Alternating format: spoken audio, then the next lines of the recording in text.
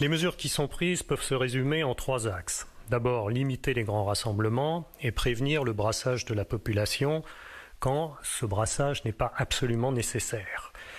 Je reconduirai donc un certain nombre de mesures, d'ores et déjà en vigueur, mais que je rappelle.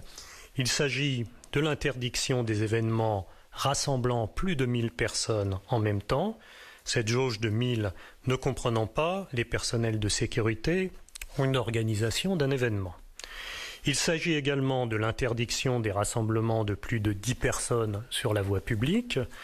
J'insiste sur cette notion de voie publique, cette règle ne s'applique pas à l'intérieur des commerces, des entreprises, des administrations, etc. Il y a aussi quelques exceptions à cette règle de limitation, d'interdiction des rassemblements de plus de 10 personnes. Les manifestations revendicatives, au nom de la liberté fondamentale de s'exprimer et de manifester ses opinions, pourront bien évidemment se produire. Mais également pourront se produire les cérémonies funéraires dans les cimetières, chacun devant pouvoir se recueillir dans ces moments terribles. Les marchés restent aussi ouverts, comme précédemment. Les rassemblements professionnels, comme les tournages, les visites guidées, les chantiers de voie publique, je crois utile de le préciser, quelquefois la question est posée, seront bien évidemment maintenus. Les distributions alimentaires, l'aide aux plus vulnérables, les barnums de dépistage de la Covid seront aussi autorisés, la limitation à 10 personnes s'appliquant sur les autres cas. Je précise également, parce que la question m'a également été de nombreuses fois posée, les files d'attente sur la voie publique, pour une raison X ou Y, peu importe, sont bien sûr possibles. Il faut avoir une certaine distanciation en la matière, mais elles ne sont pas considérées comme un rassemblement. Ensuite, je prends toute une série d'autres mesures qui, comme je le disais précédemment, visent, au-delà des rassemblements, à interdire ou limiter les activités à risque ou limiter des activités qui rassemblent un grand nombre de personnes au même endroit sans que ces rassemblements soient absolument indispensables. À compter donc de demain, tous les bars devront être fermés. Les restaurants, que l'on définit comme étant des établissements dont l'activité principale est la vente de repas, c'est une discussion qui se produit avec les fédérations professionnelles à ce moment, pourront rester ouverts à leurs horaires habituels, sous réserve du strict respect d'un nouveau protocole sanitaire validé par le Haut Conseil de santé publique. Ce protocole sera détaillé dans la journée, il fera l'objet d'un arrêté complémentaire de ma part dès lors qu'il aura été définitivement acté. La vente à emporter d'alcool et la consommation d'alcool sur la voie publique reste interdit à compter de 22 heures, ainsi que la diffusion de musique amplifiée, et cela sur la voie publique, et cela pour éviter les regroupements sur la voie publique, pour éviter toute pratique festive dans cet espace public. Par ailleurs, j'interdis explicitement les soirées étudiantes et tout type de rassemblements festifs ou familiaux dans les établissements recevant du public. Cela ne vise pas, bien sûr, les lieux privés, mais simplement ces ERP. Les cérémonies de mariage peuvent bien évidemment avoir lieu dans les mairies ou dans les lieux de culte, mais les fêtes de mariage dans les ERP ne sont pas autorisées.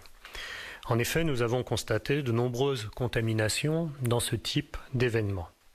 Les clubs de jeu, salles de danse, salles de jeu seront également fermés au public, ces lieux festifs étant également propices à des brassages de population, souvent avec consommation d'alcool. Pour éviter des regroupements massifs de population, j'ai également pris la décision de fermer les foires et salons, parcs expositions, et les événements se tenant sous de grandes tentes, qu'on appelle dans notre jargon des CTS, chapiteaux, tentes et structures. En pratique, cela veut dire que les congrès, salons professionnels, représentations de cirque sous chapiteaux ne pourront se tenir dans les 15 prochains jours.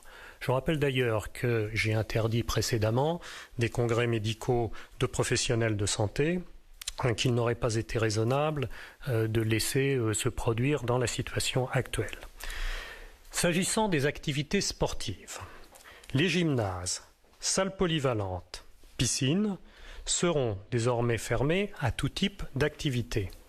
Mais en accord et à la demande du maire de Paris, parce que nous entrons dans une période de vacances scolaires, nous avons souhaité que ces espaces puissent continuer à accueillir des mineurs, que ce soit dans un cadre scolaire, associatif ou privé. L'idée étant de permettre aux enfants et aux jeunes adolescents de pouvoir continuer à pratiquer un sport ou toute autre activité dans ces locaux. Les clubs de sport, clubs de fitness resteront fermés également. Je le repréciserai dans l'arrêté qui sera publié dans quelques minutes, de manière à ce que les choses soient parfaitement claires par rapport à ces pratiques sportives qui peuvent représenter également des foyers de contamination. Les données sanitaires ayant évolué en la matière, je renouvelle donc explicitement cette fermeture sur ces clubs de sport et de fitness. Toujours en relation avec la mairie de Paris et pour permettre aux Parisiens qui vivent dans une des villes les plus denses du monde, pour leur permettre de profiter des espaces extérieurs où le risque de contamination est moindre, j'ai décidé que tous les équipements de plein air, les stades, les terrains d'entraînement physique, pourront rester ouverts à condition de rassembler moins de 1000 personnes ou 50% de leur capacité maximale si elle est inférieure à ce chiffre de 1000 personnes.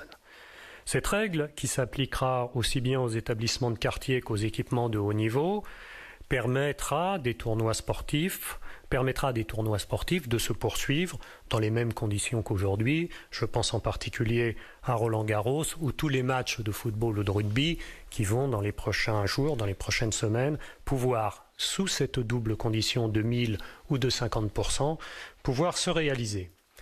S'agissant des activités commerciales, le choix a été fait d'encadrer plus strictement le nombre de personnes pouvant se croiser dans les grands centres commerciaux, les grands magasins.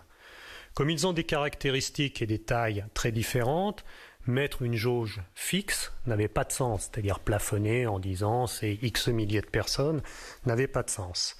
Comme ils ont ces caractéristiques différentes, l'arrêté prévoit donc que ces établissements devront accueillir au maximum un client pour 4 mètres carrés, c'est-à-dire une stricte application de la densité prévue dans les protocoles sanitaires qui ont été en la matière largement éprouvés.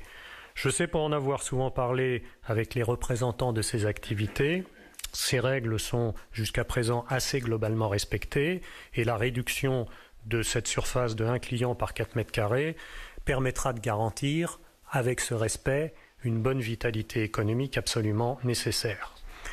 Pour le reste, le directeur général de l'ARS et le recteur vous présenteront les mesures dans quelques secondes spécifiques aux EHPAD et aux établissements universitaires. Mais je voudrais, avant de leur céder à nouveau la parole, préciser que par construction, ce qui n'est pas interdit est autorisé. Et je voudrais rappeler ce qu'il est en la matière. Les lieux culturels, comme les théâtres, les cinémas, les musées, seront ouverts en continuant à appliquer strictement les protocoles assez sévères qui d'ores et déjà ont été mis en place.